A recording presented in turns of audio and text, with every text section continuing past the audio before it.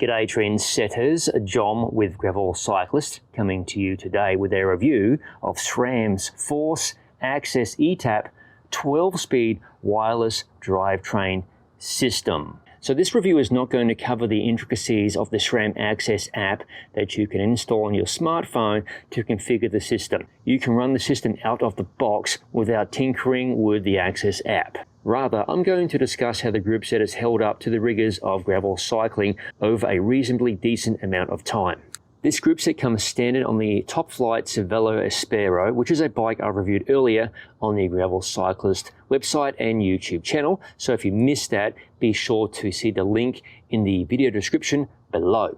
So this group set is available in 1x or 2x, 1 chainring or 2 chainrings, and this particular version is a 1x configuration.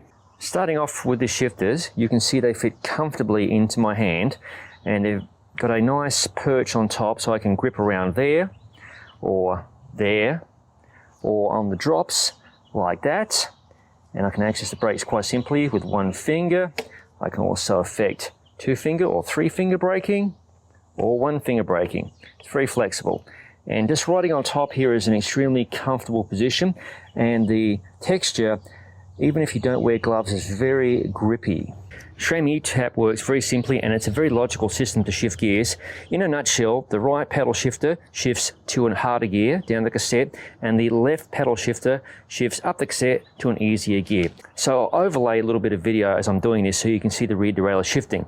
So as I tap, the rear derailleur goes down 1 cog, and tap again, goes up a cog. You can also adjust the amount of cogs that it shifts in one foul swoop, assuming you use multi-shift mode through the AXS app. And the multi-shift is accomplished by holding down the shifter like that. Whenever I execute a shift, you might notice a little green LED light comes on. That indicates the battery life of the CR2032 battery that resides inside each shifter is good to go. My experience with the previous 11-speed version of SRAM eTap, I'm still on the original batteries from over 2 years ago, so there's plenty of battery life. And here is a view of the shifters from above, and if you're wondering, they are mated to an Eastern AX70 Adventure Series carbon specific gravel handlebar, and I have reviewed this handlebar on the Gravel Cyclist website, and we'll link it in the video description below. If I pull back the brake shifter hood, I will reveal the port for the blip shifter. The Force level shifters have 1 spare port. There it is right there. So you can install 1 blip shifter, whereas if you have the red version of this group set, you could install 2. There are 2 ports on the red version. This bike is not equipped with any blip shifters. So if this was a 2x bike with a front derailleur, to execute a gear shift there, I would press both shifter buttons at once, and that would drop the front derailleur to the small ring or put it onto the big ring depending where the derailleur was positioned at the time, just like this.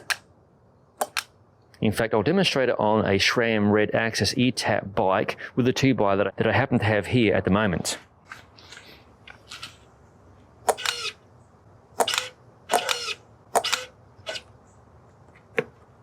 Braking is hydraulic, and there is plenty of power and modulation, and I really like you don't have to pull the lever too far before you have contact with the pads and the rotor, and the braking just gets stronger from that point on. And here's a shot of the SRAM Force hydraulic disc brake calipers, mated to 160mm rotors front and rear on this particular bike. So that's the basic functionality of the system covered. Let's talk about how it rides and has held up over the long term. The first thing of note, this is a 12-speed system as I mentioned earlier, so you'll need a wheel with a SRAM XDR cassette body. These cassettes are not cheap, particularly the red version, but the Force cassette shifts superbly and has been long wearing. I've got at least 3,000 kilometers on this cassette and have changed the chain 1 time.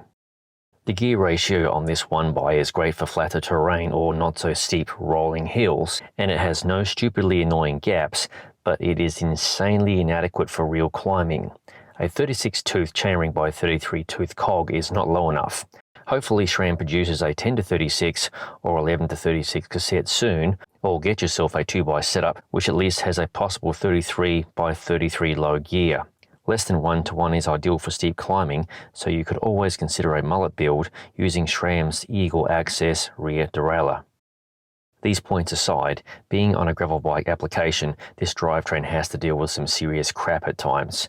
As you can see from this demonstration on a bumpy brick road, the orbit fluid clutch does an excellent job of chain retention. There's no slapping about the place, a huge positive.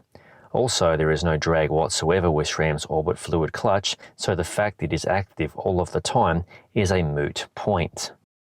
The serious test of a drivetrain comes in mud, and the Force AXS eTap system passes with flying colours. I took the Cervelo Aspero to a mud pit ride in western Georgia, USA. Think peanut butter, sticky mud. I was close at times to having the bike clogged up, but at all times the drivetrain was completely bomb-proof. I pedalled on through, there was no hesitation, no chain skip, just forward motion. Additionally, because of the segregated shifter design, slamming gears fast is super easy and speed between gears is improved over the original SRAM eTap. Battery life is lower than a wired system, to be expected, but on average, I rode close to 1,000 kilometers or about 600 miles between battery charges. However, I'd advise keeping a spare battery on your person. They're tiny, they weigh nothing, and they can be swapped out on the fly. As mentioned earlier, you can tweak the system, especially for 2x with sequential and compensating shifting using the AXS app on your phone, but that isn't the point of this review. So in a nutshell, the SRAM Force AXS eTap is a winner, but I would prefer a 2x variant. Regardless, it is considerably cheaper than the red version with a little bit more weight, but all of the performance. And it does so well on a gravel bike. It's a serious contender if you're looking for an electronic drivetrain sans wiring. Thank you for watching. If you haven't already, please subscribe to the Gravel Cyclist YouTube channel and don't forget to click the bell button to be notified of future videos as they appear on the channel.